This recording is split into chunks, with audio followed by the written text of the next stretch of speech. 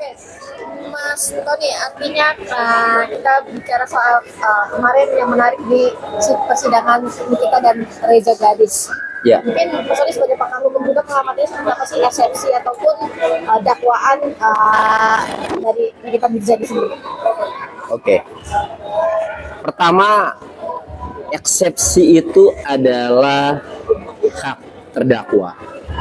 Bila mana dalam dakwaan ada yang keberatan, maka terdakwa itu bisa mengajukan eksepsi atau nota keberatan. Kita saksikan eksepsi atau nota keberatan itu disampaikan oleh penasihat hukum Nikita Mirzani dan juga disampaikan oleh Nikita Mirzani.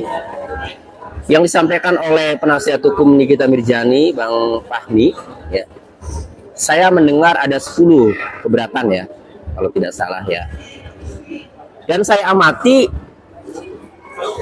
dari 10 nota keberatan itu ya, itu pada intinya hanya mempersoalkan dakwaan yang dianggap tidak memenuhi syarat material.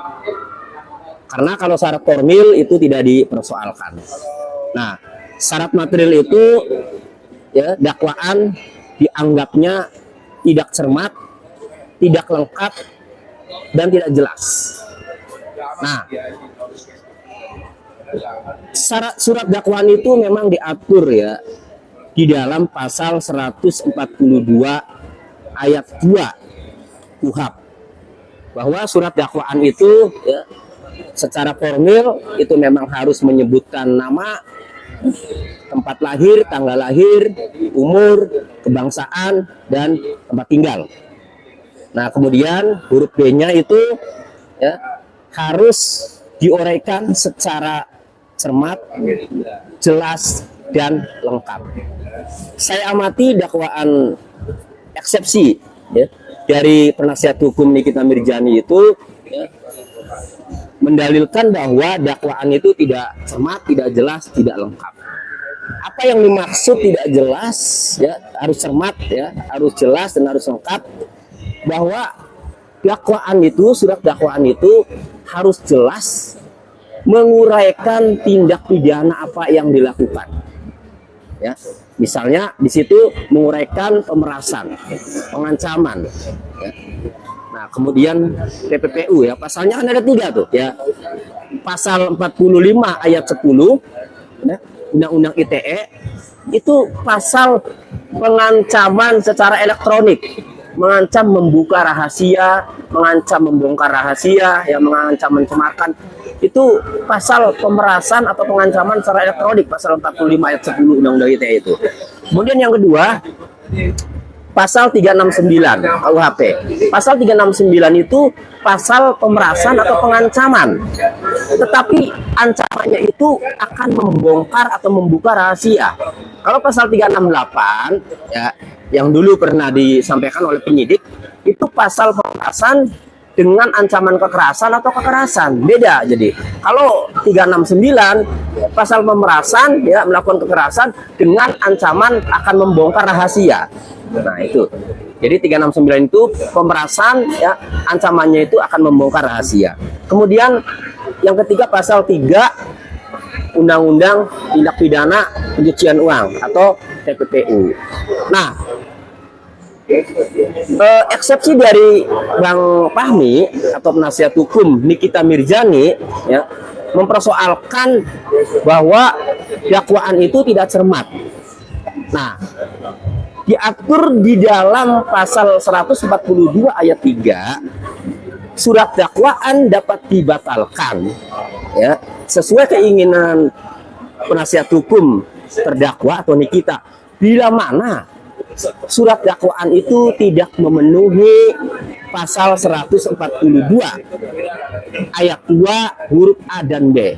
Huruf A-nya menyebutkan identitas tadi ya, nama lengkap, tempat lahir, umur, ya, tanggal lahir, alamat, ya, dan B-nya itu dakwaan harus cermat, kemudian lengkap dan jelas. Nah, lengkap dan jelas itu tindak pidananya apa, dilakukan dengan cara apa, kapan waktunya, dan di mana dilakukannya. Saya baca surat dakwaan di SIPP, ya, Pengadilan Negeri Jakarta Selatan.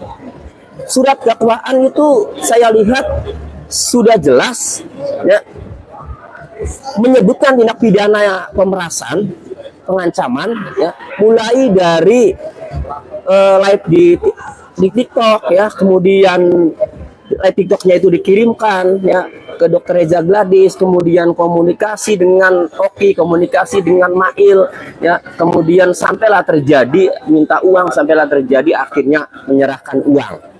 Artinya tindak pidana pemerasannya itu di dalam surat dakwaan itu dilakukannya itu dengan cara apa itu di situ diuraikan jelas. Kemudian kapan? Nah, kapannya juga jelas itu. Kurang lebih, ya, itu November 2024 tindak pidana dugaan pemerasan itu. Kemudian di mana? Nah, itu dilakukan di Fatmawati, Pondok Labu, Jakarta Selatan. Nah, jadi kalau tidak memenuhi ketentuan, ya, pasal 142 ayat 2 huruf AB batal demi hukum, artinya tidak jelas, tidak cermat, maka batal demi hukum. Tetapi kalau saya menilai surat dakwaan itu sudah jelas tindak pidana apa yang dilakukan, sudah jelas, pemerasan, pengancaman, kemudian bagaimana cara melakukannya juga jelas, kemudian waktunya juga kapan di bulan November jelas, kemudian tindak pidana dilakukan di mana, di Fatmawati, Pondok Labu juga jelas, sehingga saya melihatnya, ya, eksepsi Fahmi Bahmid selaku penasihat hukum terdakwa mendalilkan bahwa dakwaan itu tidak cermat, tidak lengkap, tidak jelas. Menurut saya, ya, itu pasti ditolak. Kenapa? Karena dakwaannya itu sudah cermat, sudah lengkap, sudah jelas. Kecuali, ya, tidak diuraikan bagaimana cara melakukannya sehingga terjadi pemerasan, sehingga Dr. Reza Gladys keluar uang itu bingung bagaimana, ya kan, itu tiba-tiba transfer. Nah, itu berarti tidak jelas, ya. Kemudian tempatnya ini di mana juga tidak dijelaskan misalnya dalam dakwaan. Nah, itu berarti tidak jelas, kan, tidak cermat. Kemudian waktunya kapan tidak dicantumkan dalam surat dakwaan, berarti itu tidak jelas, tidak cermat. Jadi kalau sudah jelas semua, menurut saya, ya, eksepsi itu sia-sia. Kan eksepsi itu hanya membahas masalah formil dan material, ya, sebagaimana yang ditegaskan di dalam pasal 142 ayat 2 huruf A dan B. Itu saja. Nah, kalau terkait pasalnya kok bisa berubah, perlu ditentukan kemudian di pengadilan 369 jaksa mempunyai analisa hukum dari sebuah pidana yang sudah diuraikan di BAP dari berbagai keterangan, dari mulai Reza Gladys, saksi-saksi lainnya, Nikita Mirjani, Mail, terus dan seterusnya. Kemudian sampai terjadi transfer uang dan menyerahkan uang secara tunai. Jaksa melihat pasal apa yang paling tepat, ya, terhadap perbuatan tersebut. Penyidik mungkin berpikir pasal 368 awalnya, tetapi oleh jaksa dianulir, ya, dirubah jadi pasal 369. Itu kewenangan jaksa dan tidak bisa dikatakan merubah pasal di dakwaan. Kalau pada saat jaksa melimpahkan berkas perkara bersama surat dakwaan, pasalnya sudah 369. Yang dimaksud merubah pasal dalam surat dakwaan itu, ya, itu dakwaan udah diserahkan nih ke pengadilan, dilimpahkan. Kemudian pengacaranya Nikita udah tahu duluan, misalnya dapat lah, ya, bocoran atau dapat. Oh, kemudian sebelum dibacakan atau pada saat dibacakan tiba-tiba berubah. Berarti itu namanya pasal yang ada dalam surat dakwaan itu dirubah. Tetapi Tetapi kalau sejak awal jaksa melimpahkan berkas disertai surat dakwaan itu, pasalnya sudah 369 KUHP, ya berarti tidak dirubah. Itu jaksa lah yang mempunyai kewenangan untuk menentukan pasal apa yang pas, yang cocok, yang memenuhi unsur ya dengan perbuatan ya yang cocok dengan perbuatan yang dilakukan oleh Nikita Mirzani dan Ismail. Itu ya. Itu sah ya Bang, sah-sah saja. Itu sah-sah saja ya. Nah, jadi kalau mempersoalkan ya perubahan ya itu bukan dieksepsi. Katakanlah menurut penasihat hukum Nikita Mirzani ini tidak masuk unsurnya misalnya, yaitu di pembuktian nanti. Itu bukan di eksepsi. Kalau eksepsi itu hanya mempersoalkan secara formil. Tadi terkait identitas terdakwa dan terkait dakwaan itu harus cermat, harus jelas, harus lengkap. Berarti sia-sia. Ya kalau dakwaan itu sudah jelas, sudah cermat, sudah lengkap, ya sia-sia mengajukan eksepsi juga. Menurut saya seharusnya ya kalau dakwaan itu ya dilihat sudah jelas, sudah cermat, sudah lengkap, kan parameter jelas, cermat, lengkap itu sudah jelas ya berkuhap di pasal 142 ayat 2 huruf B ya, menguraikan tindak pidananya, tindak pidana apaan, bagaimana cara melakukannya, waktunya kapan, tempatnya di mana. Kalau di dakwaan itu sudah jelas pemerasan, pengancaman, caranya sudah jelas, dilakukannya dengan cara bagaimana, waktunya sudah jelas di bulan November ya, kemudian tempatnya di mana sudah jelas ya, kan harusnya tidak perlu lagi itu kan mempersoalkan bahwa ini tidak cermat, tidak jelas, kan parameternya pasal 142 ayat 2 huruf B KUHP kan itu.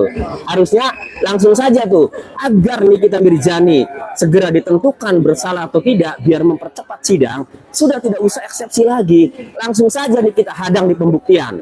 Nah silakan penasihat hukumnya punya bukti apa atau punya pertanyaan apa ya nanti untuk perang, untuk tarung ya, agar perbuatan Nikita Mirzani itu bukanlah pemerasan misalnya, tetapi misalnya dalilnya kesepakatan bisnis. Nah harusnya itu di pembuktian itu. Tapi kan yang jadi tantangan kami Bang ini kan ya itu dua pasal itu yang bagi artinya merasa ada yang janggal.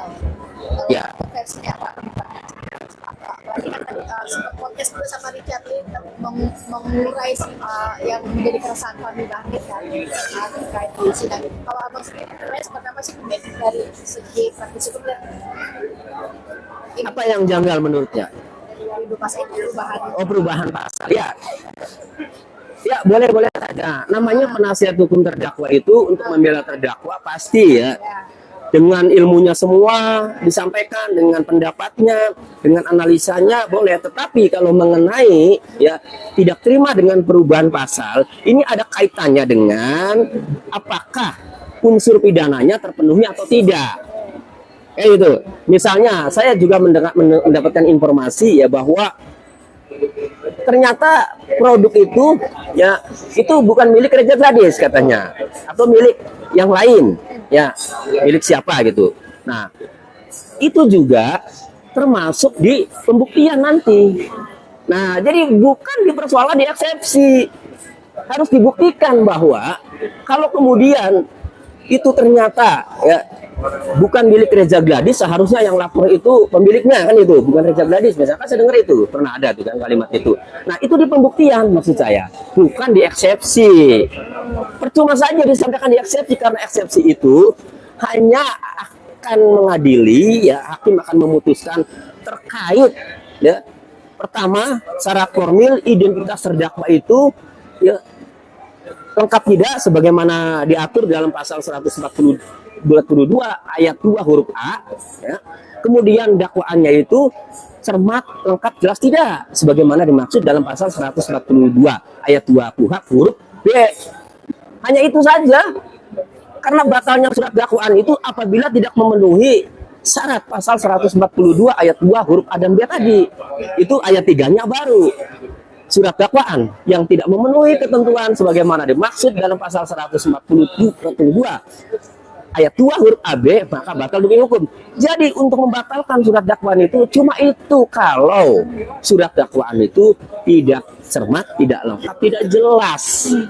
Kalau sudah cermat, sudah lengkap, sudah jelas, ya tidak mungkin bisa dibatalkan surat dakwaan itu, tidak mungkin eksepsinya bisa dikabulkan. Itu. Nah, jadi seharusnya segera saja pembuktian ya mengenai perubahan pasal, kaitannya dengan unsur pidananya terpenuhi atau tidak, ini di pembuktian nanti. Itu. Tapi soal apa ya pernyataan kita ini kan bilang kalau meminta presiden untuk membubarkan BPOM karena dirasa melindungi mafia skincare. Gimana tuh lihat soal itu? Ada dua yang mau saya sampaikan terkait Nikita Mirzani meminta kepada presiden ya bersurat. Pertama, boleh sah-sah saja sebagai warga negara meminta perlindungan hukum kepada pemimpin tertinggi ya, dalam hal ini presiden, karena perangkat-perangkat aparat hukum itu bisa dikontrol oleh presiden ya ketika ada tindakan-tindakan yang tidak benar. Boleh-boleh saja, cuma sayangnya terlambat. Kalau sudah masuk pengadilan, presiden sekalipun tidak bisa ikut campur. Kalau sudah di persidangan itu nanti tinggal tunggu terbukti atau tidak Nikita Mirzani melakukan pemerasan, itu saja nanti. Bagaimana pengacaranya nanti dalam membela, bagaimana jaksanya ini dalam membuktikan dakwaan tersebut. Itu. Nah, yang kedua ya. Jadi pertama boleh-boleh saja. Yang kedua ya, kalau Nikita Mirzani merasa kok saya ini sedang membasmi mafia skincare yang merusak muka wanita Indonesia misalnya, kok saya yang ditahan? Tadi itu.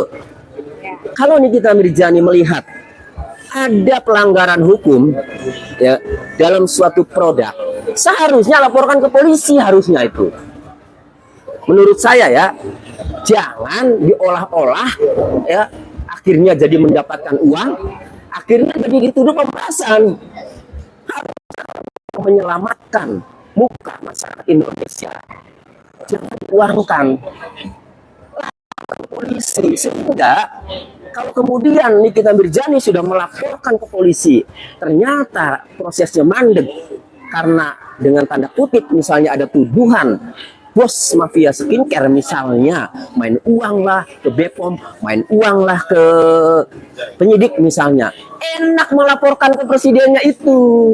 Pak Presiden, saya sudah laporkan, ini tanda terima laporannya, tapi kasus itu mandek, enak. Jadi harusnya itu dilaporkan dulu, baru cocok tuh kalimat bahwa ingin memberantas mafia skincare itu sudah dilaporkan. Tapi kalau kalimatnya memberantas mafia skincare kemudian dia di penjara, dia tidak terima, lah dia saja belum melaporkan ke aparat penegak hukum. Kalau kemudian ada pikiran nanti BPOM masuk angin, nanti penyidik masuk angin, gampang kalau sudah dilaporkan. Nikita Mirzani kan jago kalau sudah di medsos itu kan teriak. Enak, Pak, laporan saya mandek. Wah, ya kan enak. Pak, saya menduga BPOM masuk angin, saya menduga penyidik masuk angin, tapi laporannya sudah dilakukan.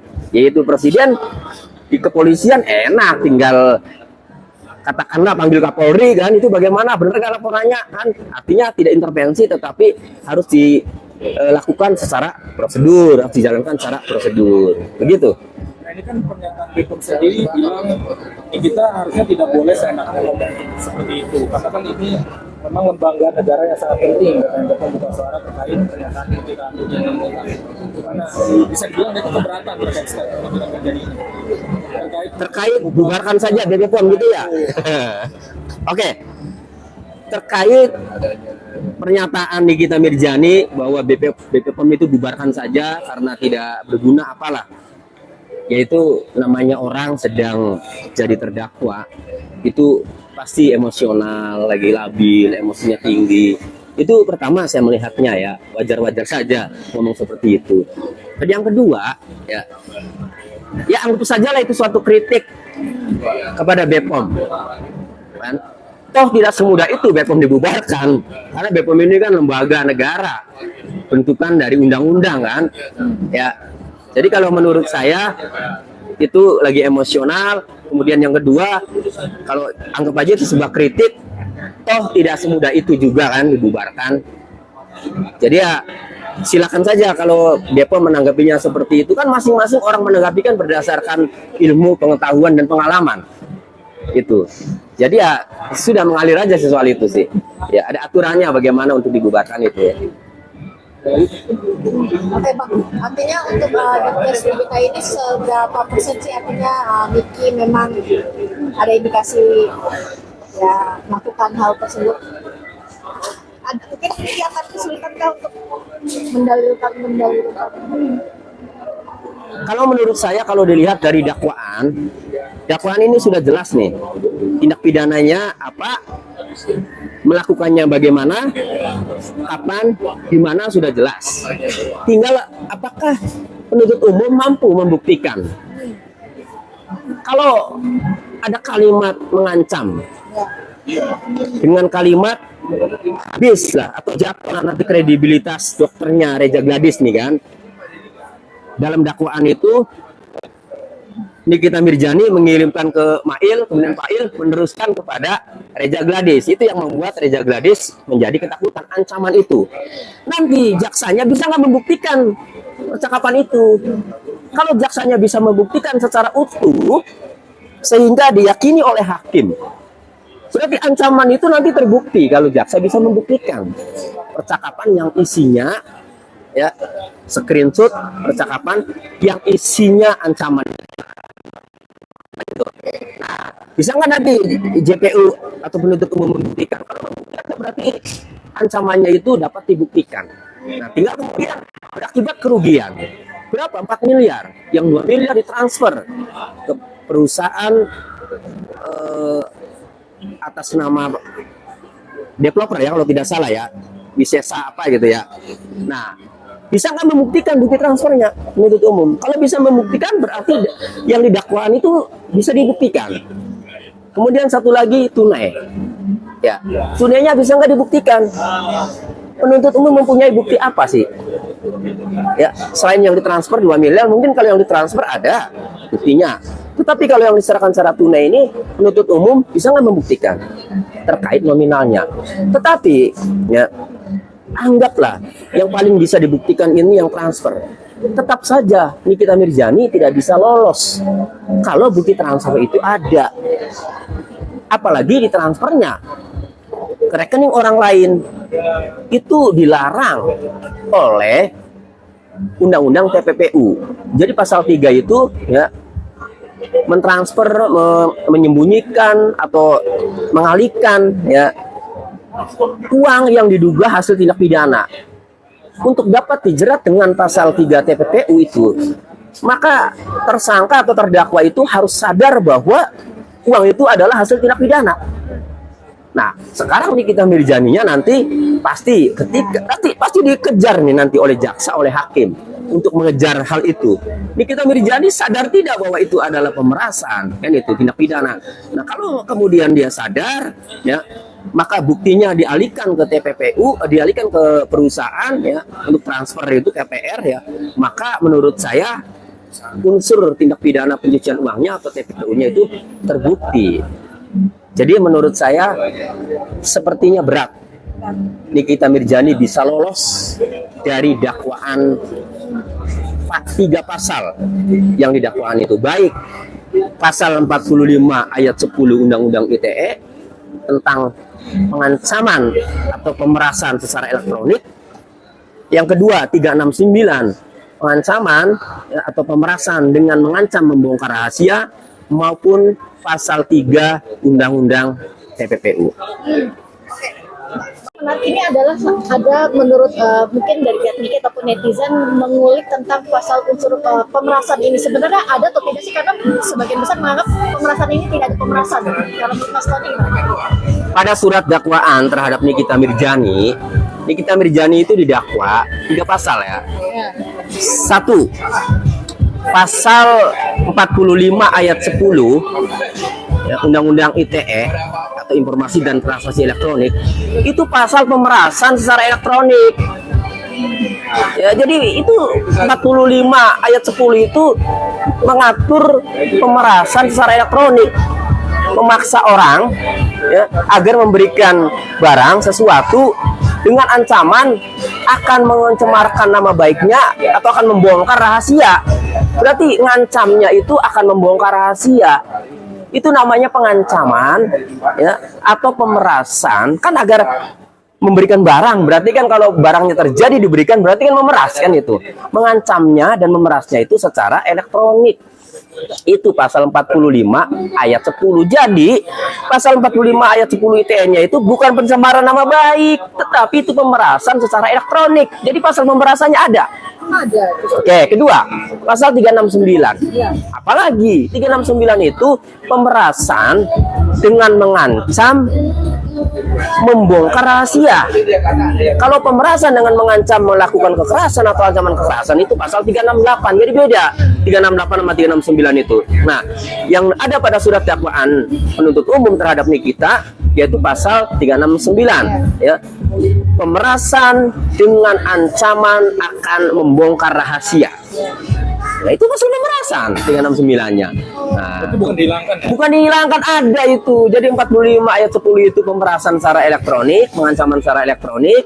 Kemudian pasal 369-nya itu pemerasan atau pengancaman ya yang mengancam akan membongkar rahasia. Jadi ada, bukan dihilangkan itu. Jadi memang tetap ada ya Mas ya. Kan Ada, iya. Jadi kalau ada yang mengatakan itu pasal pemerasannya nggak ada, iya. itu salah menafsirkan atau jangan-jangan tidak paham ya. Tidak mengerti. Coba dibaca ulang bagaimana pasal 45 ayat 10, bagaimana pasal 369 KUHP. Itu semuanya itu mengatur pemerasan, pengancaman.